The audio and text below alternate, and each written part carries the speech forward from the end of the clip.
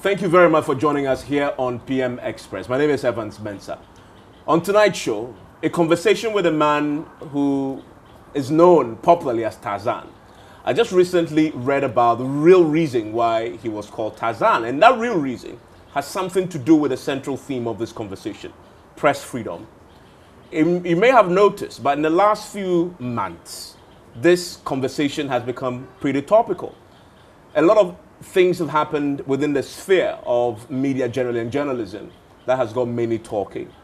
We have not only dropped in our press freedom rankings, we're the #1 on the continent, but there have been instances in the last few months that many within the fraternity and also who advocate for press freedom have had to complain about.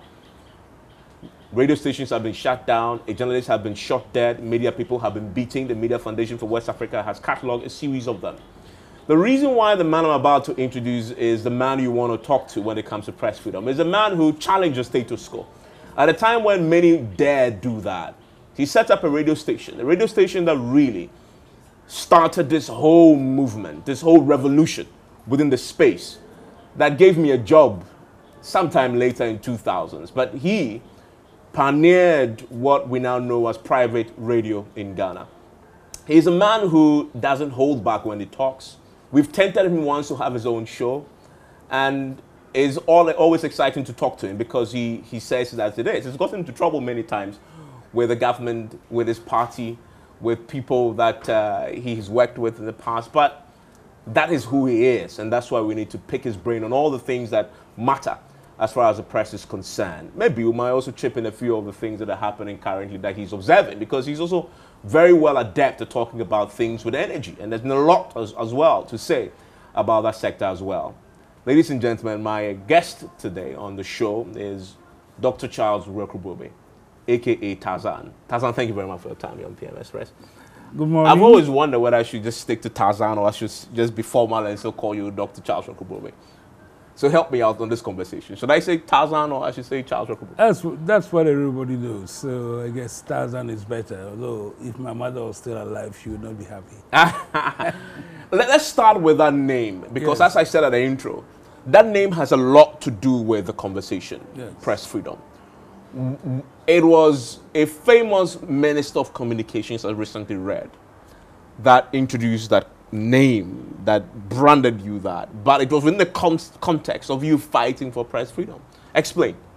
Yes, I mean, I'm glad you say that, because this famous name was actually given to me on the 6th of December 1994, when the Minister of Information, Tudosbi Kwachi at that time, went to Parliament after Radio I had been closed down by the security apparatus of Ghana with 27 vehicles attacking a small station, and promised Ghana that efforts were underway to provide for radio and broadcasting pluralism, and that they were sorting out things for frequencies to be allocated by, and this is the most important, the National Media Commission. Okay, that's an interesting one. Did you say the NMC? NMC, and anybody who cares to check the record of Parliament of the 6th of December 1994 will see that this is the exact statement the minister made, and it was in that statement that he said that I had behaved like Tarzan in the jungle, swinging from tree to tree. But at the time, we felt that this was rather a feather in the cap, and we used that to spare the campaign. And indeed, the one who really pushed this was the then editor of The Independent, later to become GJA president and ambassador, Cabral Bray.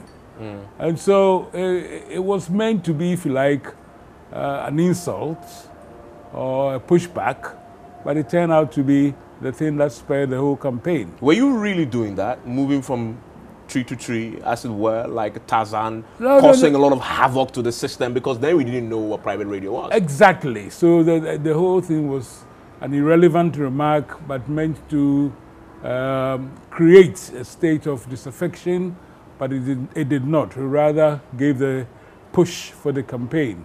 And the real reason why Radio I came, I didn't really want to set up a radio station.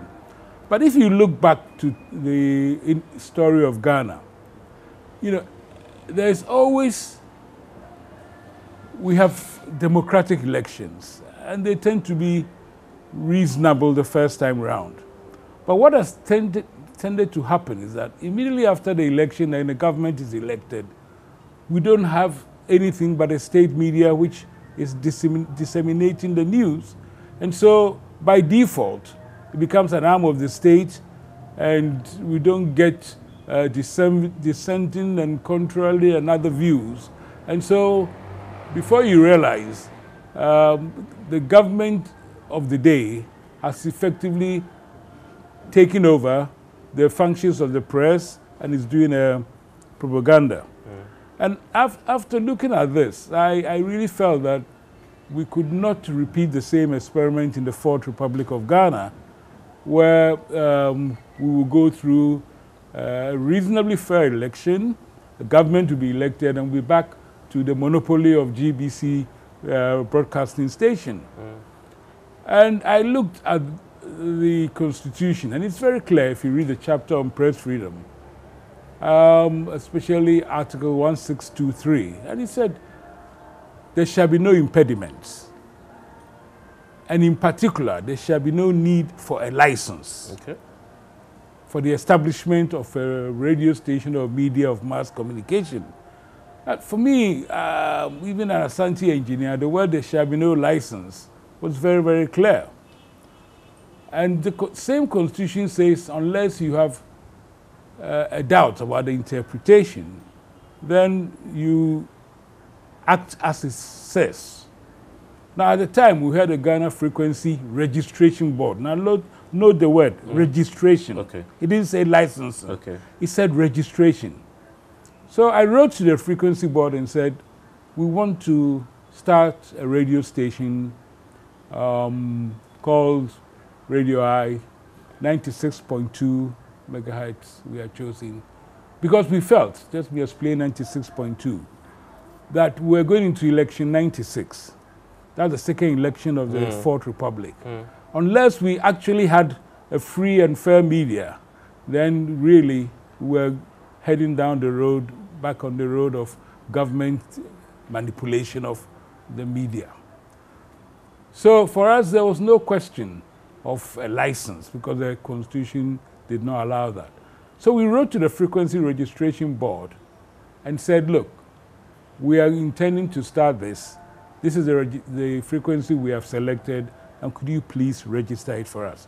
Now, I'll tell you, Evans, I think it was a deliberate act because some have argued, you know, especially in the legal profession, that one should have gone to court to seek clarification. Well, I take solace from the Constitution says, unless I'm actually not clear of what the Constitution says. And I also felt that if you went to court, the whole matter would be embroiled in litigation for many, many years. And of course, as long as litigation has started, then really action could not be taken. So that was the reason why we went on air, because we felt that democracy and pluralism went hand in hand, broadcasting pluralism especially. And therefore, for us, the testament to the truth of the whole thing is that the Fourth Republic of Ghana has lasted 25 years of Radio I, or 27 years of the Fourth Republic. And you have a situation where other republics did not last. You don't have a situation now where soldiers have to take over one radio station, although we are seeing the abuse of such privileges. And I believe that for those who want to give credit to the survival and the sustainability of the Fourth Republic, I think the difference has been the advent of radio pluralism and the fact that the public has been allowed to make its own voices. Absolutely. And so let's fast track to 2019. after all these years of for Republican democracy and the constitution that yes. You used to set up Radio I, what's your assessment of how press freedom is doing in 2019? To be honest with you, press freedom, we've never had a press freedom. I mean, people will be surprised. We've never had a press. No, we'll be surprised. You see, you got to have freedom from something. What are you freeing yourself from? And if you look at Article 162, it said freedom of the press is guaranteed. Yes. Now, what do we mean by freedom? We are confusing two things. There is no doubt that we have pluralism. There's over 400 stations or media broadcasting of various sorts. So clearly there's pluralism. Doesn't that equate to freedom? No, at all. And there is also free speech of a certain level, that people can speak their mind relatively freely until the recent developments. Now, those two things have confused the whole thing and said, there is media freedom or press freedom. There is not. Explain. The whole thing says that, especially in Article 1624, very especially, that the press shall be free from interference of the government, and its editorial independence shall be guaranteed. Yeah. Now, for me, that is media freedom, because it's freedom of the government. Yeah, but isn't that what we are enjoying today? No, we are not enjoying it. We've never enjoyed it. No, we've never enjoyed it because, first of all, contrary to what the Constitution said, and the establishment of a specific body to look after the media in Ghana, and the press, and the practice, the National Media Commission, the law that was established in 1995, setting up the National Communications Authority, puts the media, by dint of the fact of allocation of frequency, into the hands of the National Communications Authority. The National Communications Authority happens to be an agency of government. So for me, that is an anathema, and that's one of the reasons why we went to court and said the Constitution specifically forbids government interference with the media.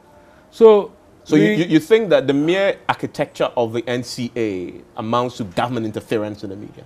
Well, not the architecture, no, because there's several functions. Okay. But the specific function that gives the authorization function to NCA is not both unconstitutional, it is illiterate. It's illiterate for the fact that even me, who is of the Asante blood and an engineer by training, knows that the word license and the word authorization mean the same.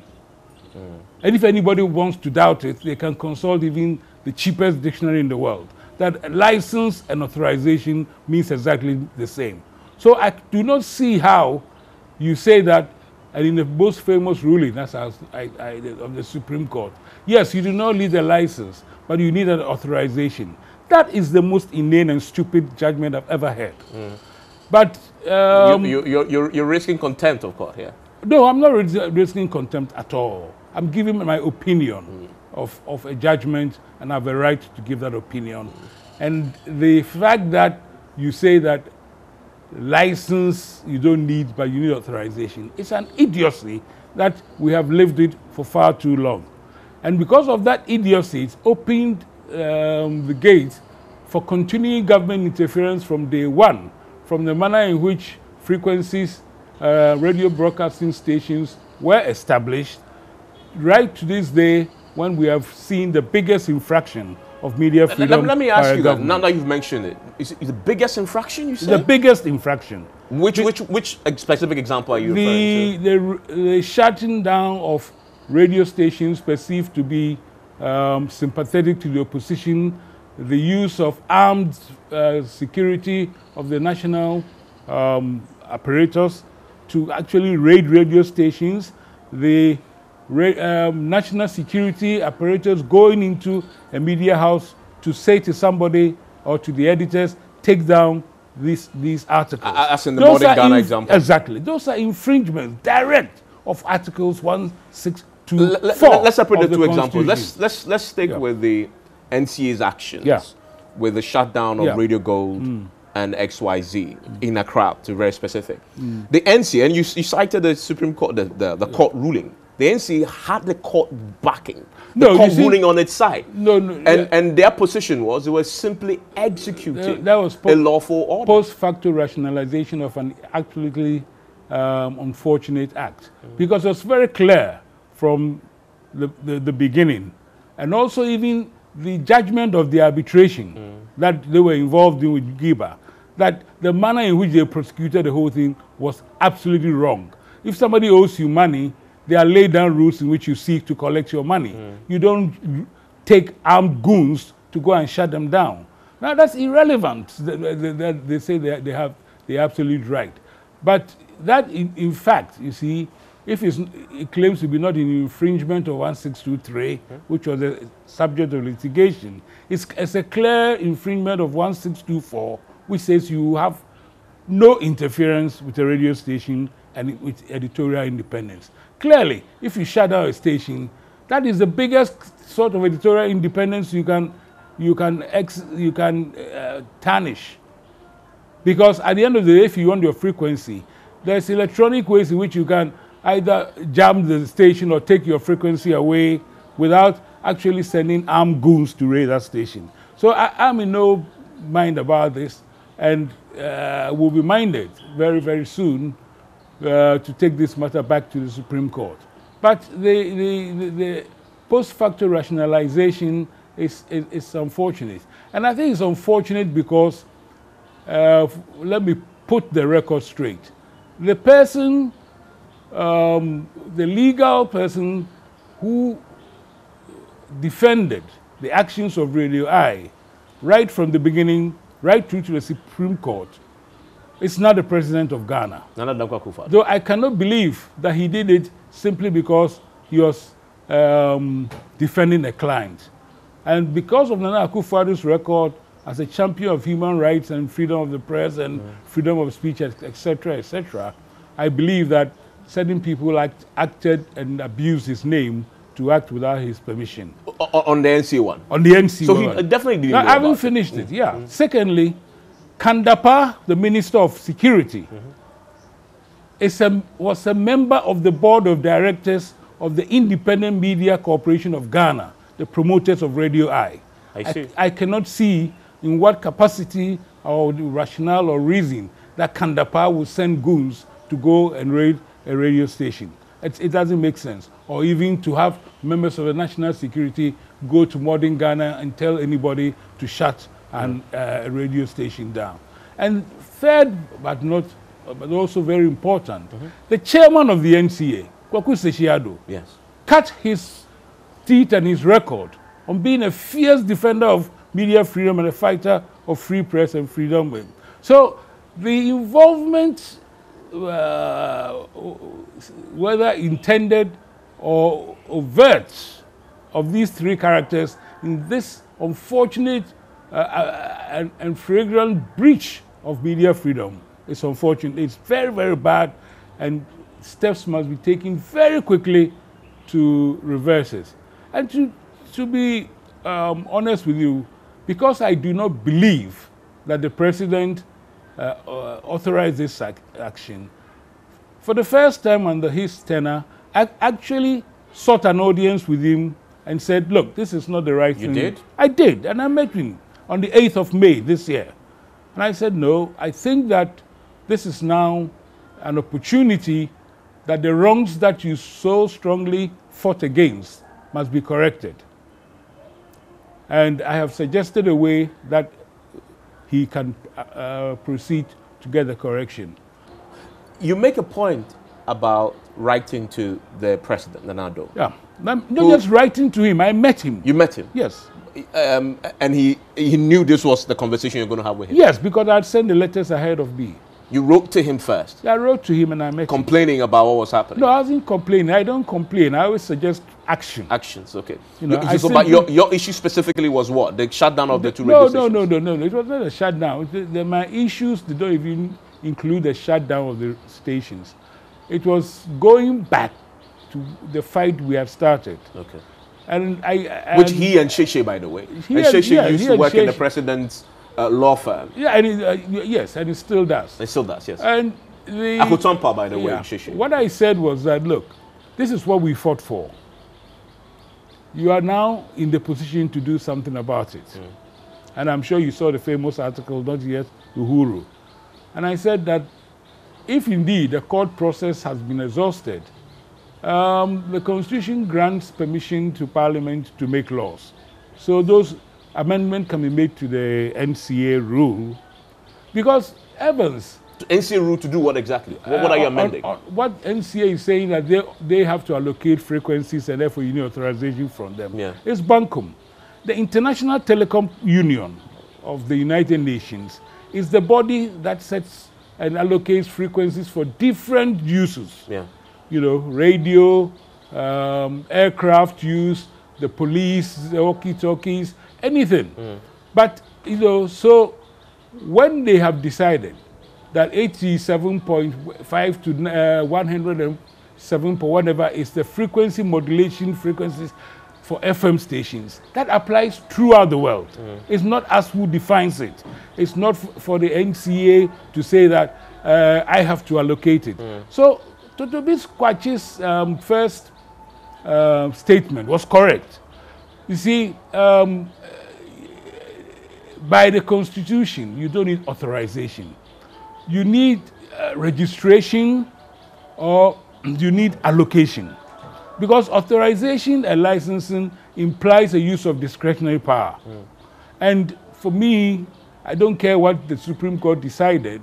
After all, people have to pass English to go and do university and do law.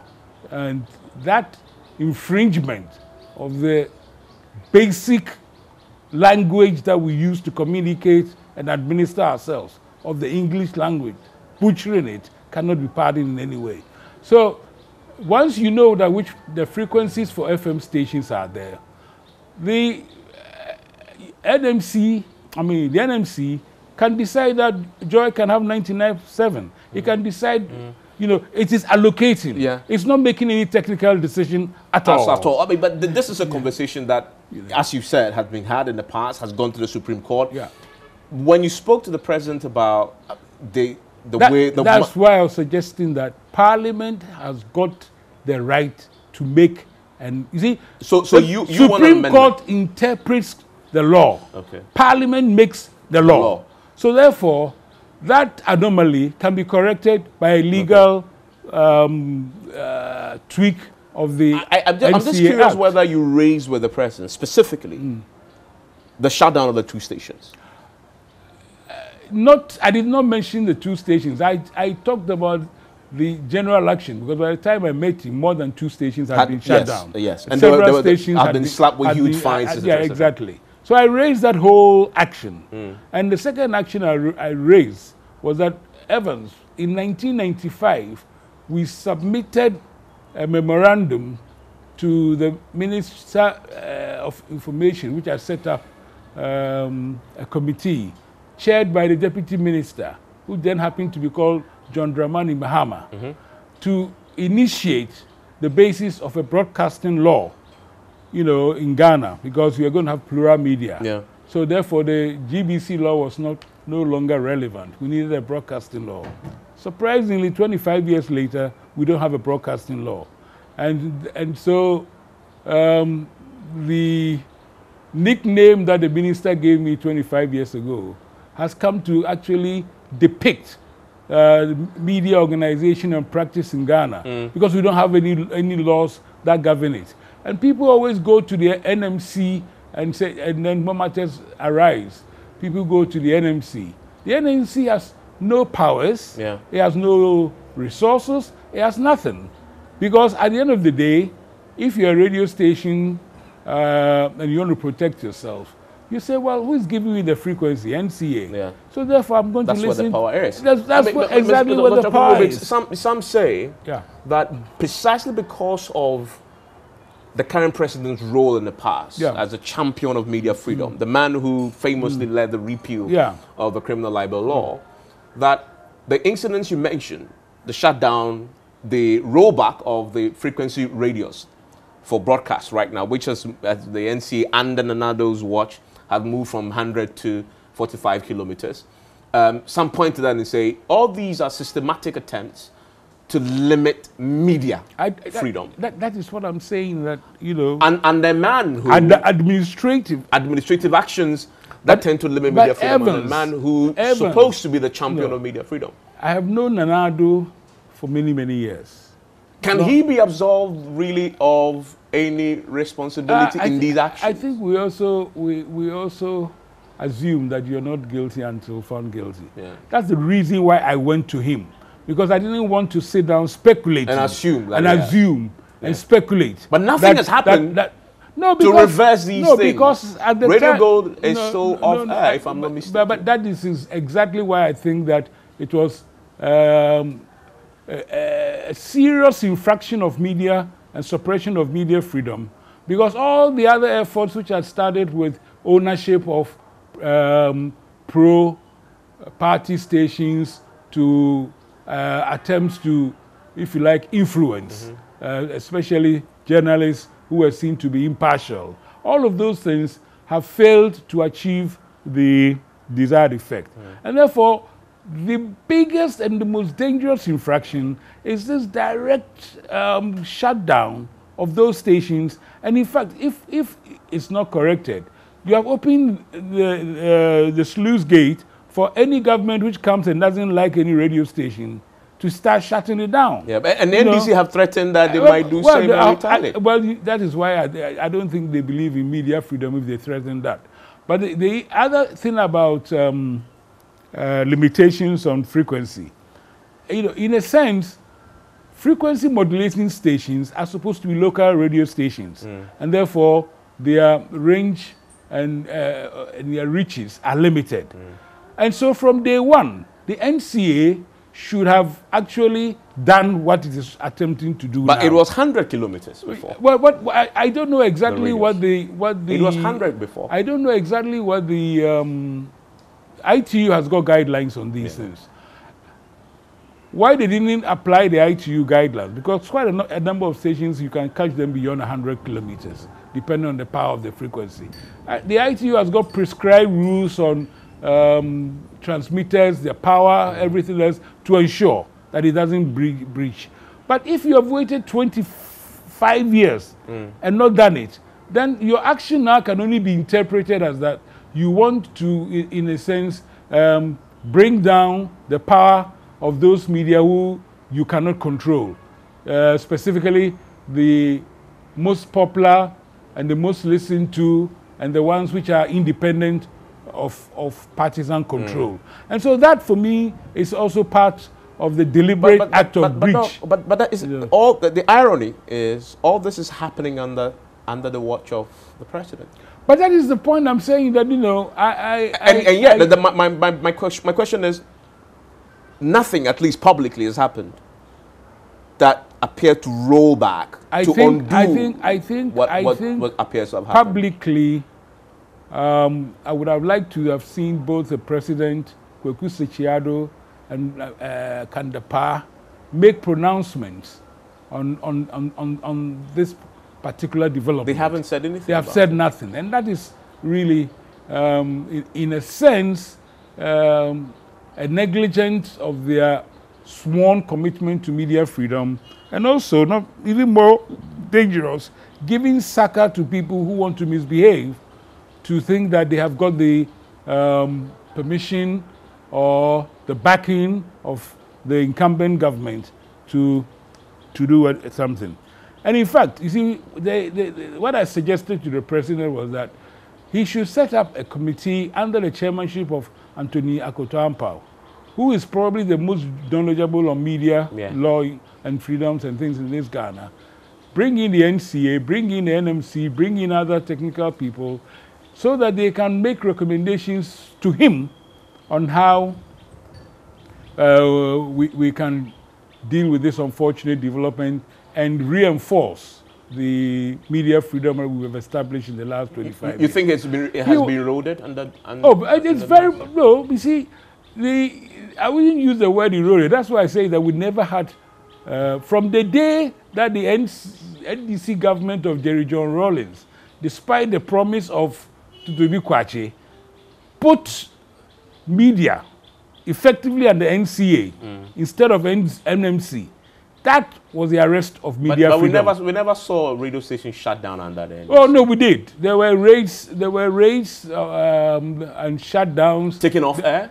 Yes, because I think Urban FM and one or two others, it was not as dramatic as we have seen now. But that's my question. But there were. But the whole point is that, you know, we are not talking about degrees. We are talking about, and as long as the law allows that, you know, you can argue about degrees. But we never had media freedom. From the onset of NCA, like I said, people have mistakenly taken pluralism, and we have a lot of radio stations, and the relatives are that people can call radio stations and talk a lot of rubbish, and even so-called experts sometimes don't even talk the law and breach the law.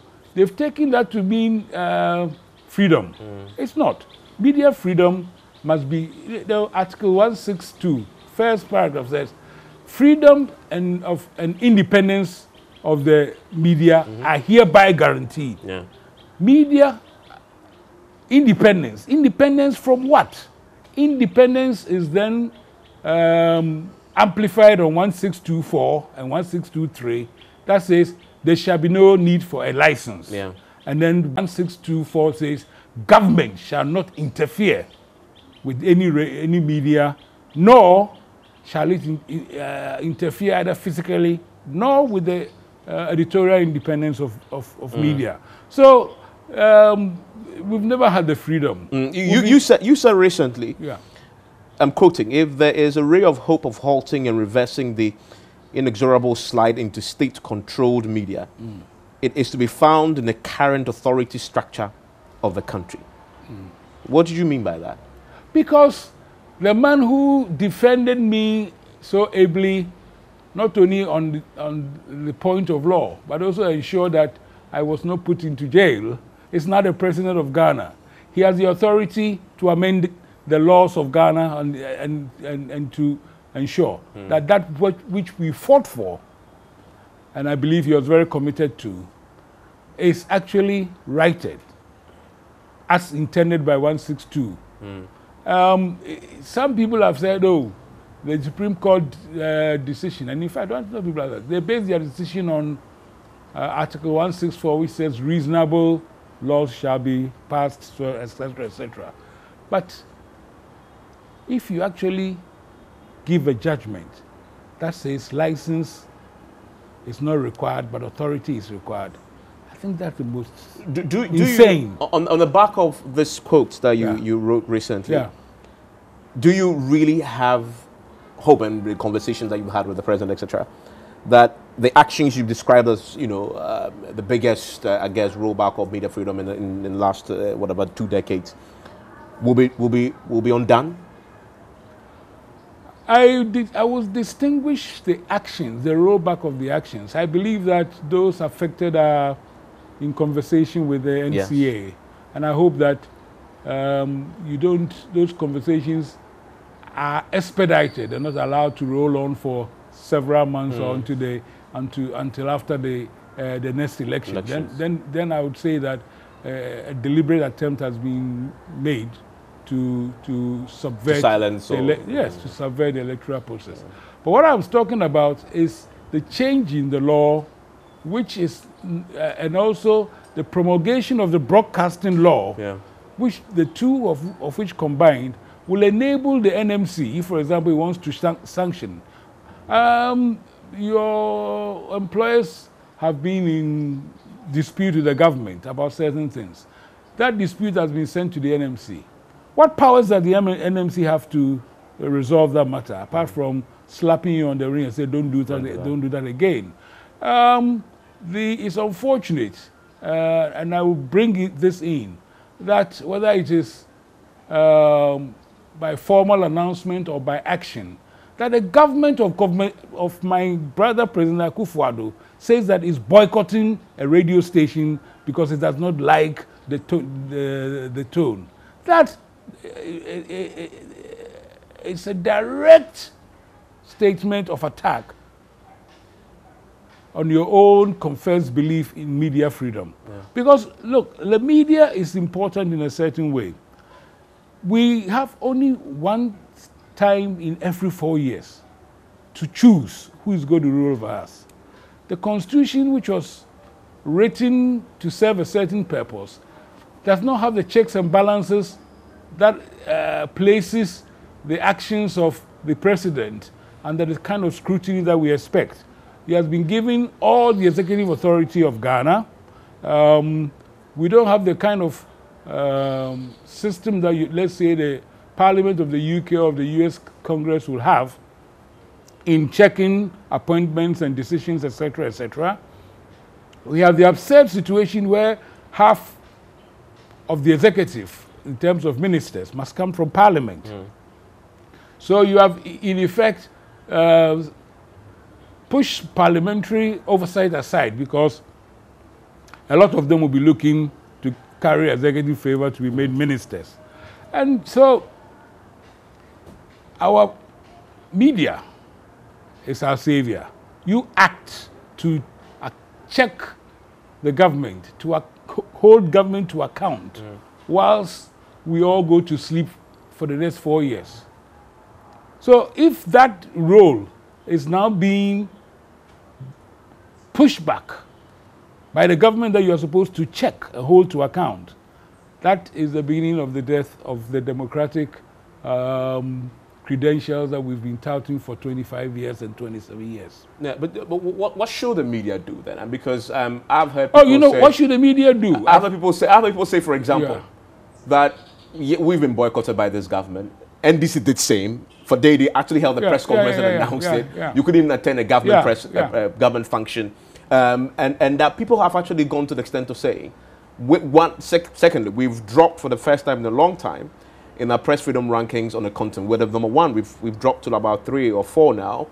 That the media finds itself in a place where we operate in a very intolerant society. That either the government is very intolerant, or some actions or inactions of them had fueled a certain intolerance of people who are not direct government agents, but who are also dishing out insults, beatings. Because people are trying to sow divisions amongst you, and instead of you, the media, coming together as one and fighting for your rights, you rather see, many of you, when you see such things, you look for the opportunities that you can get benefit from to push your own agenda.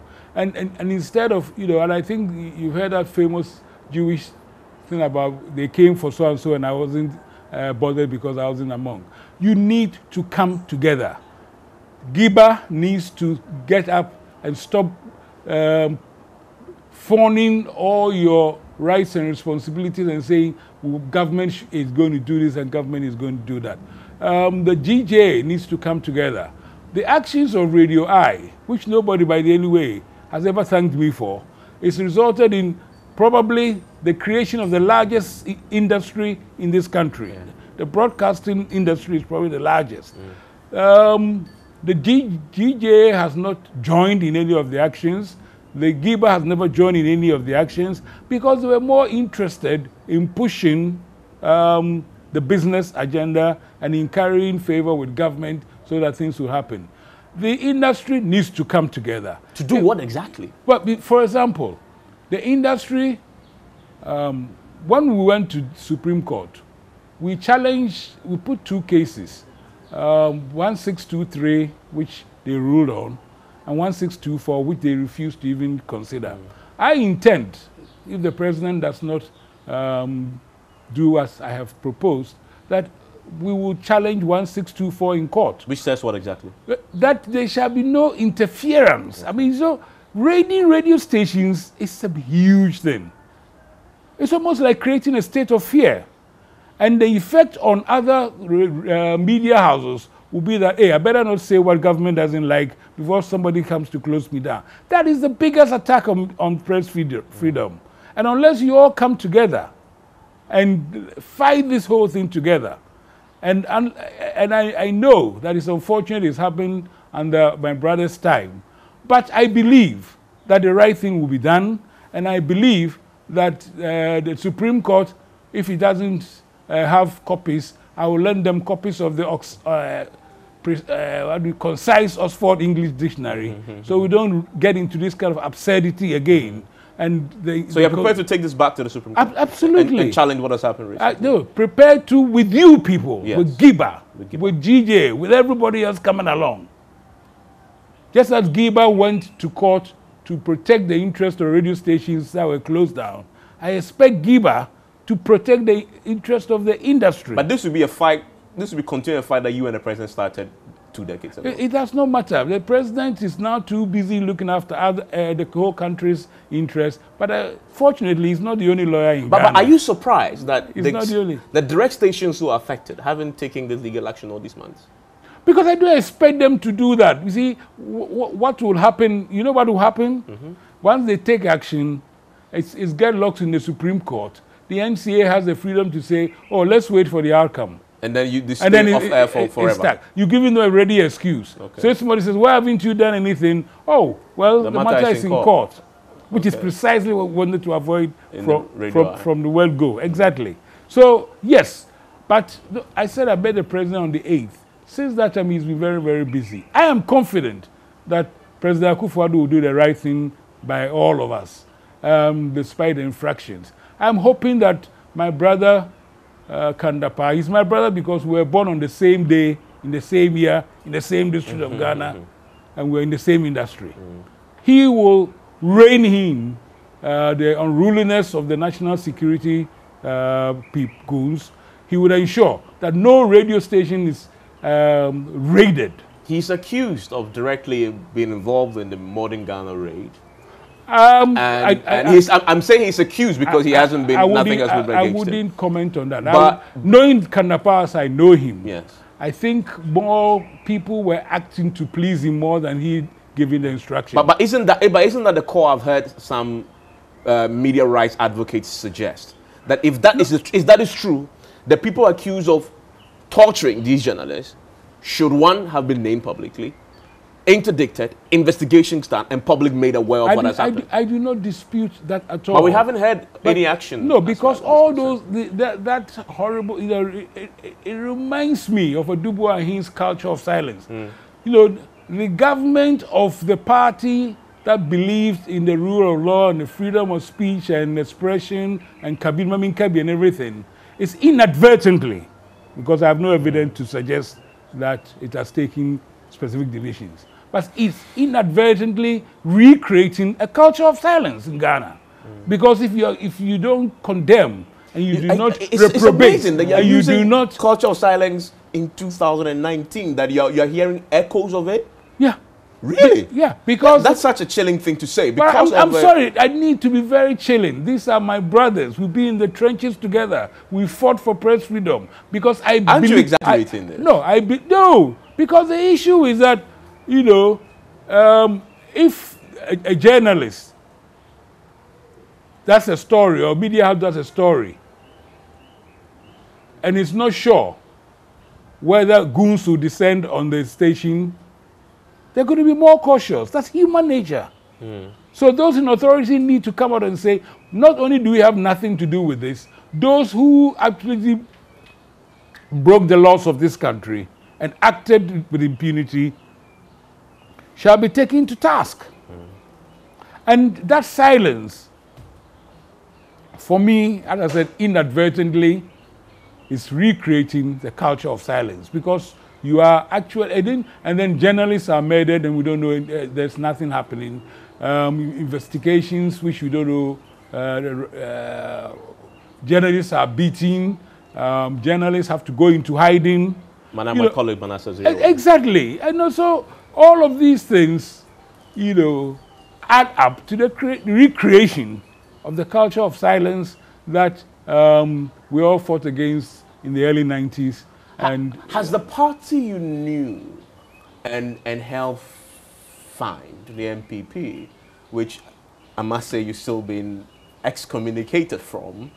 No, I've not. My ban is over, but I have asked for it to be extended indefinitely. You asked for it to be Yes. extended indefinitely. Interesting. That will come to that because I'm interested in that. But let me ask my question before I lose my train of thought. Yes.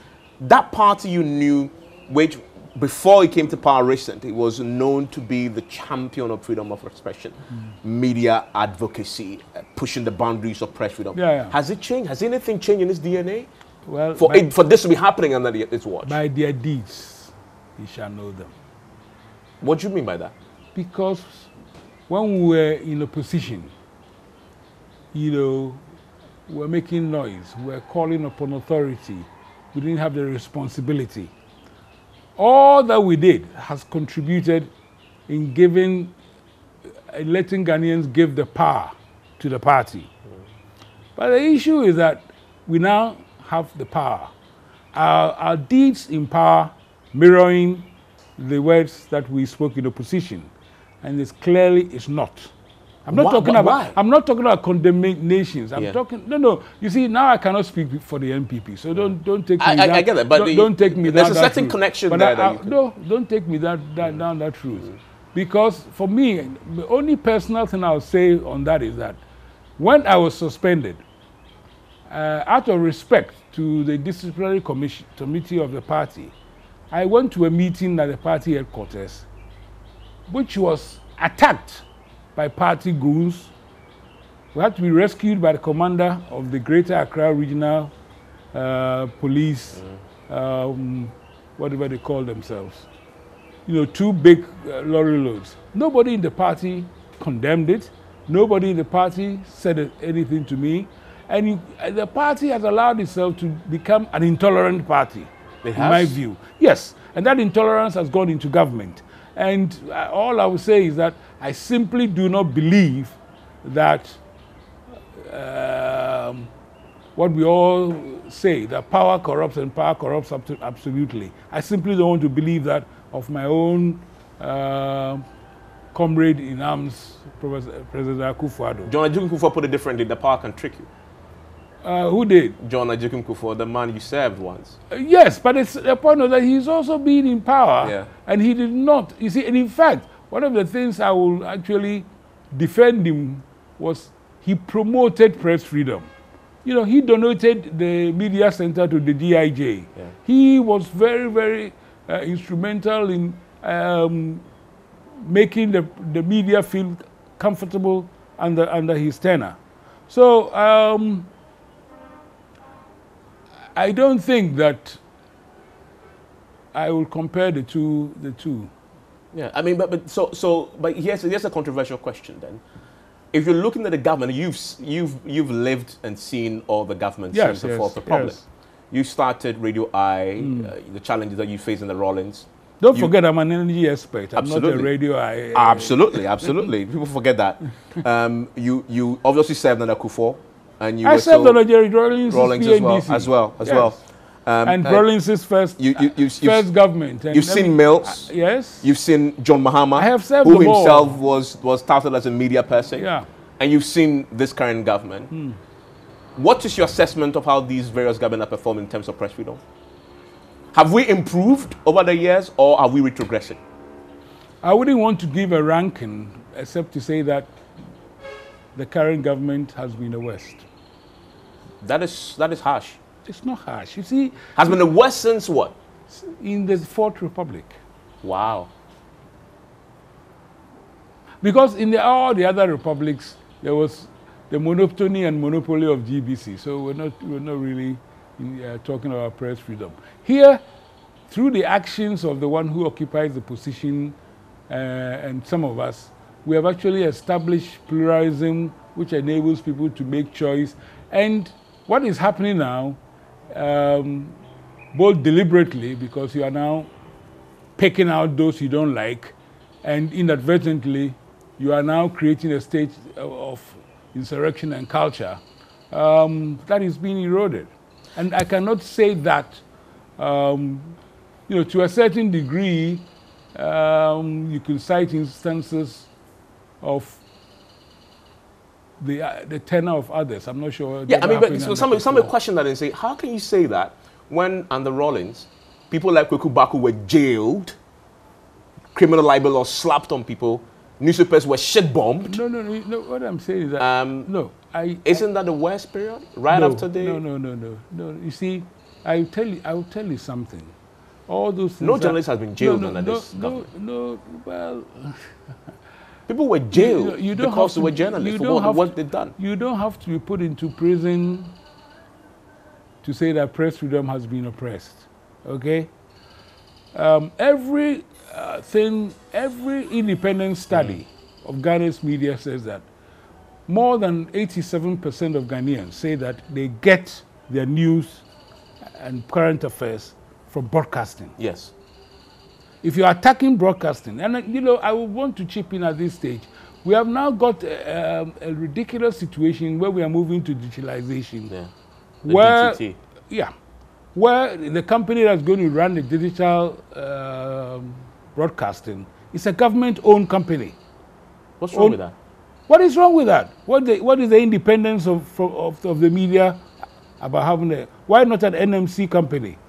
And now you have this company, and in fact, as I remember, just before you screened your documentary, the one that Manasseh did on the security situation, there was a lot of rumor on social media that government had switched you off, which turned out not to be true. But the reality of it is that a government-owned digital platform can literally pull the plug on any station at any time that it doesn't feel it wants to hear what it's doing. That's the reason why the digital station should not be under the control. Everything media, if we talk about the independence, because Evans, nothing about independence shields the media from the laws of Ghana. If you infringe and infract the laws of Ghana, you are just as responsible. Whether for libel or for whatever, anything, you are just as responsible. But the management of the media to ensure its independence and freedom. The Constitution, I don't think that you'll find any other body whose membership is spelled out in the Constitution of Ghana. There's a whole chapter on it. There's a whole chapter, not only that, the membership is spelled out. Yes.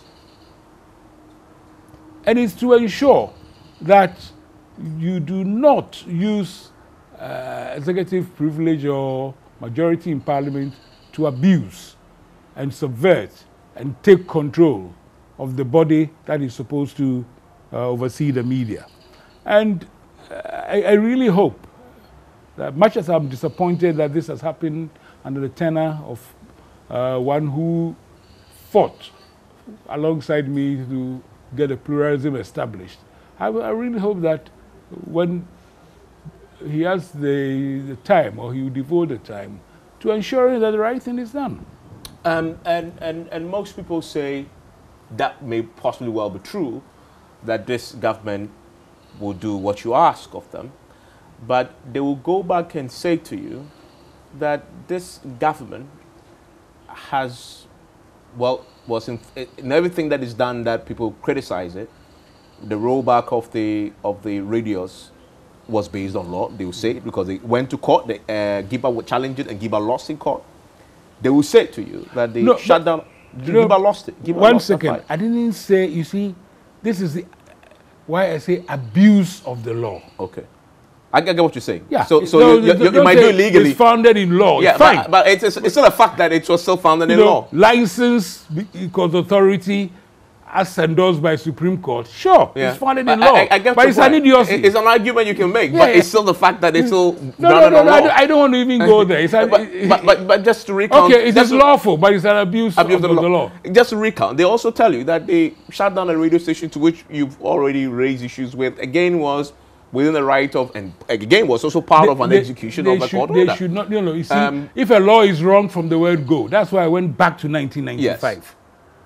Yes. As far as I'm concerned, as far as all rational beings are concerned, or I believe even lawyers who say that things which are, if the law is wrong, fundamentally, all consequential actions. No problem. But until the Supreme Court reviews that decision. No, the Supreme Court doesn't. No, please, Evans, don't get me wrong. The Supreme Court has reached the limit. It has actually made a decision and reviewed it and stood by what he said. So that part is finished. 1623 is gone. 1624 we may start. But the cure for 1623, you know, as determined by the Supreme Court, is for the president to change the law. Okay, which is what you suggested. Yes. And finally, they'll say to you that if you really compare right after military rule in 1992 and the immediate years after that, the last 4 years, before we went to the next election, 1996, that period where we saw loads of journalists incarcerated just because they did work that the man at the top.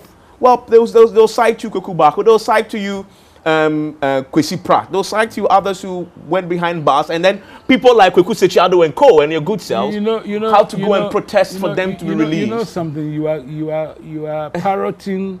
They will cite to you that and say, even Evans, sadly, you are parroting the foot soldiers platform of debate.